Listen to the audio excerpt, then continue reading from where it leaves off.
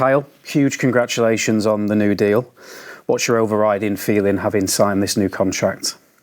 No, I'm absolutely delighted. For me, my family, for everyone that's put in the hard work to get me here and to represent this fantastic club for definitely another 2 more seasons, hopefully many more. It's a real honour. This is your 7th season at City. It's been a hugely successful period for you. What were the main factors that convinced you to stay for a little bit longer? It's the team. I think that in this team there's something special. Obviously, just coming back off an amazing high of last season and winning the treble and finally getting the Champions League, which is the one trophy that we didn't have as a group and as collectively. I wanted to go and do it again. I wanted, the lads have got that hunger again to go and achieve something really special again this season, fingers crossed. So I wanted to be a part of it and I didn't want to miss out in that. You mentioned it there. This is a very special group of players. The trophies that we've won tells everybody that. What do you think are if you had to pinpoint the main reasons and the main factors as to what makes this group special, what do you think those are? I think it starts from the top with the manager and his hunger and drive to make sure that not just every Saturday when we turn up and play a football game, or if it's in a midweek, it's every training session. You need to be at 100%, and I think that starts from him, and then it's down to us senior members of the team that need to try and make sure that the lads are probably going off of what he believes in, and make sure that we're drumming that into him, day in, day out, that we need to keep these standards. We've set the standards that we have since I joined the club 7 years ago, and I don't think that we fell off. Obviously, we've not gone and won a Premier League in one of them seasons, but I still thought that we did well. We just was unfortunate that it was a very good Liverpool team that ran away with it that season. So, listen, we've set the bar, we've set the standards, and we need to just keep working on that and keep getting better if we can do, and which we need to do. When you came to City from Tottenham, I think everyone sort of considered you to be one of the best fullbacks in English football, but I would say now it's widely accepted that you're the best right back in the game. How do you feel your game has developed during that period that you've spent here in Manchester? I think it's just matured. I think with age, with experiences, on the field, with the different scenarios that you face, different occasions, whether that be, obviously when I signed from Tottenham, I hadn't won anything. I played in a lot of finals, but to get over the line, we found it difficult.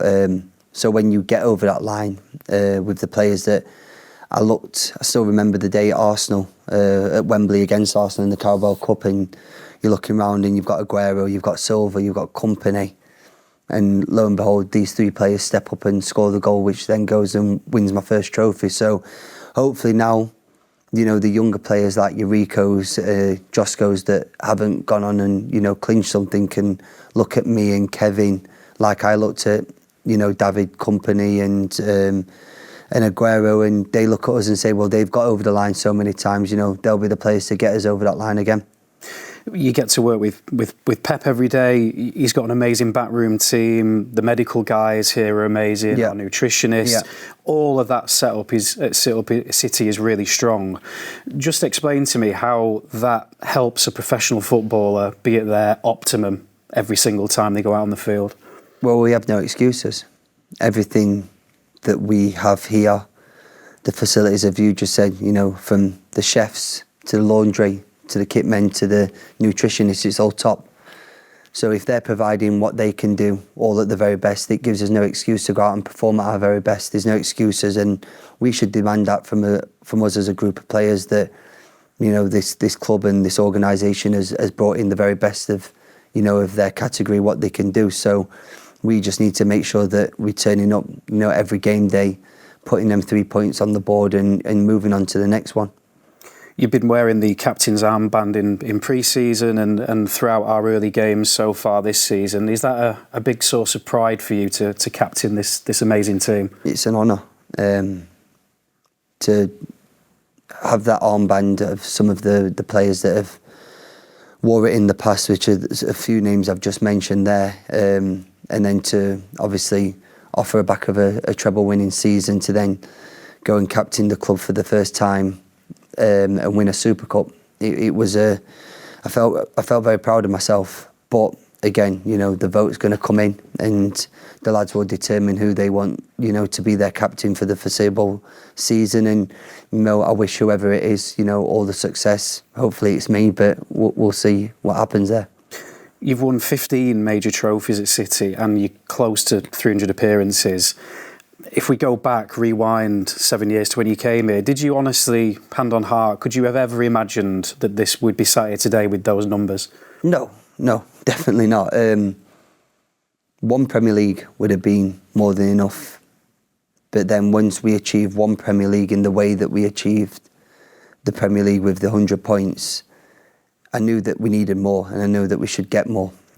So I'm very honoured and, you know, very lucky to have been a part of this, you know, great team for this amount of years and, you know, a further 2 more years now where hopefully we can pick up more silverware. There are plenty of young talent coming into the first team from our academy. We seem to be producing a very high quality type of player now through our academy system. As somebody who knows the game inside out like you do, what's your assessment of kind of the level of these kids who are coming into the first team setup? It's getting better and better. I think it's full, you know, credit to the youth system and how they're nurturing and bringing these players through. You know, Rico Lewis, when I first joined here, there was Phil and Brahim Diaz, 2 17-year-old kids basically, training with the first team. And from leaving Tottenham where they had exceptional talent down there to then come here and see them two, it was like, what are they doing wrong down there?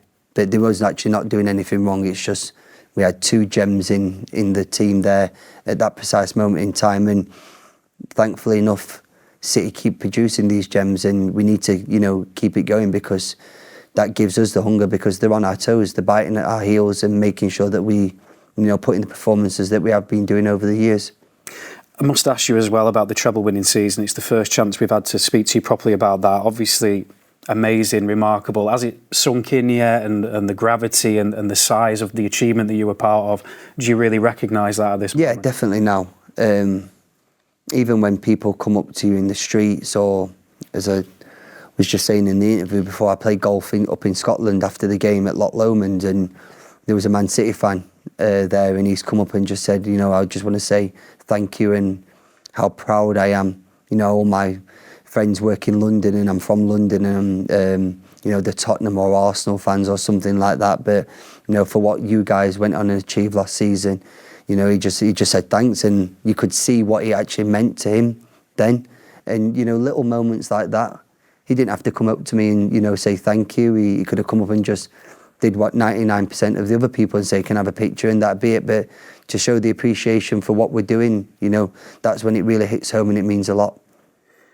What's the biggest challenge then, do you think, for a team who were right at the very top of the game, you know, we're having huge success? What is there a danger? Is it complacency? I mean, that won't happen here, but how do we maintain our position at the top, basically? We've got to demand that. Us captains have got to demand that from, you know, the same squad again in the new additions. You know, we've set the bar and each year it's like, well, how do you get better? How do we get better? And we seem to be doing that each year. Now we've probably gone to the top of the top where to stay there is only down because are we going to go and win a treble again? Who knows? You know, we could do, but the odds on say that we're not going to. But we need to make sure that we're there competing to the later stages in all competitions and fighting for the silverware. Then when you get to, you know, the later stages with the semi-finals, the finals, then you can start dreaming and having a little bit of hope. But I think one thing that we've done really well here is we take one game at a time. We take one game at a time, chalk that off, get the 3 points and move on to the next one. We don't plan for the future. We plan for the present, and the present starts on Saturday against West Ham, where we've had a perfect start, but we want to continue that now. You mentioned the incomings there. We've also lost a few key players. Yeah. We do this every summer. We rejig the squad. What's your assessment of the way we're shaping up at this point? No, the players that we lost are, my good gosh, what great players. Obviously Gundo, even Cole, you know, to see the talent and mark him. He's difficult and he's going to be some hell of a player. Riyad is proved for many years just what he can do and his qualities. But I feel that the players that we've brought in with Josko as a Rolls Royce of a centre-back at the age that he has and the quality that he shows on the ball with the manager, I feel the world's his oyster, basically. Cover, he's won 4 Champions Leagues. What's more do I say? He's not inexperienced. He's been in these high-pressure games before, so I feel that he can add something where he's won it and he's won it again. So we haven't done that. So he can bring his experience, to that front. I think Mateus, where I've seen him at Old Trafford when Man United played Wolves, and I said to Bernardo and Ruben, flipping hell, this guy's all right. And lo and behold, 2 weeks later, he's in the building. So I feel that it's been a great transfer window. I feel that we've got the positions and the players in the right areas that we needed. And then Jeremy, obviously, quick, raw, with, Pep's guidance again. And, sharpening up on a few certain things which he probably knows that he needs to bring to his game. I think it's going to be fantastic and a great season for, all of them, and hopefully as a team, as a collective. Exciting times ahead. Well, Kyle, this is great news. The City fans are going to be buzzing with this. Congratulations once again, and good luck for the rest of your time here. Cheers. Thank you ever so much. Cheers.